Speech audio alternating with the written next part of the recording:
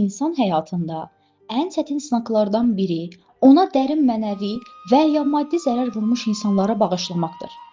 Xüsusilə yaşadığımız dövrdə insanlar bir-birini sözlə, davranışla və ya xəyanətlə incidə bilir.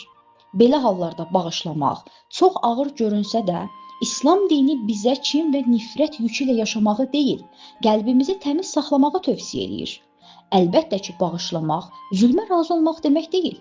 Əksinə, insan haqqını tələb edə bilər, lakin qəlbindəki kin və intiqam hissini Allaha həvalə etməyi bacarmalıdır. Bu yolda Qurani-Kərimə sarılmaq, Allah Rəsulunun sünnəsini nümunə götürmək və Əhl-i Beytin həyatından ibrət almaq mömin üçün ən doğru çıxış yoludur. Bağışlamaq deyərkən ilk növbədə insan qəlbinin rahatlığı nəzərdə tutulmalıdır. Çünki kin və nifrət daşıyan insan əslində qarşısındakı şəxsdən əvvəl özünə zərər verir. Allah Təala Qurani-Kərimdə bağışlayanları sevdiyini bildirir və onun Rəsulu da ən ağır haqsızlıqlara belə səbir və mərhəmətlə cavab vermişdir.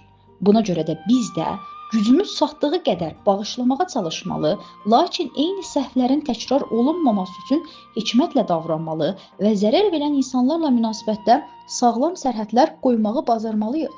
Dövrümüzün ən böyük problemlərdən biri insanların nəfsinin istəklərinə uyaraq mənəvi dəyərlərdən uzaqlaşmasıdır. Dünya sevgisi, maddi maraqlar və şəxsi mənafelər bir çox hallarda dostluğu, qohumluğu və insani münasibətləri kölgədə qoyur.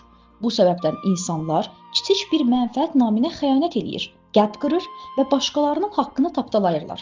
Belə bir mühitdə mömin öz əxlaqını qorumalı, başqalarının yanlış davranışına görə öz dəyərlərindən vaz keçməməlidir. Çünki əsl üstünlük başqasının səhvinə bənzəməmək və Allahın razılığını qazanacaq şəkildə davranmaqdır. Sonda isə qeyd etmək istərdim ki, bağışlamaq hər zaman asan olmur. Bəzən bunun üçün zaman, səbir və dua lazımdır. Lakin insan Allah rızasını hər şeydən üstün tutduqda və hər bir hadisədə ilahi hikmət axtardıqda qəlbi yüngülləşir, kin və nifrətdən uzaqlaşır. Allahdan diləyimiz budur ki, bizləri həm haqqını qoruyan, həm də bağışlamağı bacaran, mərhəmət və gözəl əxlaq sahibi bəndələrdən etsin.